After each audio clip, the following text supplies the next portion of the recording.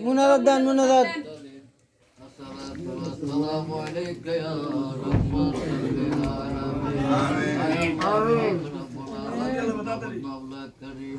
ও মাবুদ রব্বুল আলামিন মালিক একটু দয়ার কুদরত মুনাজাত আমরা কত বড় মানুষ তোমার শাহিদ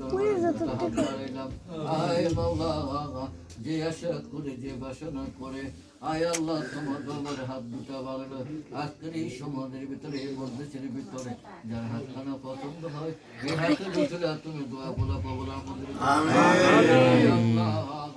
আজকে যে খানার ইন্তজার করেছি কারো মা বাবার জন্য করেছি তোমার মুরব্বীর নামে করেছি আয় আল্লাহ তুমি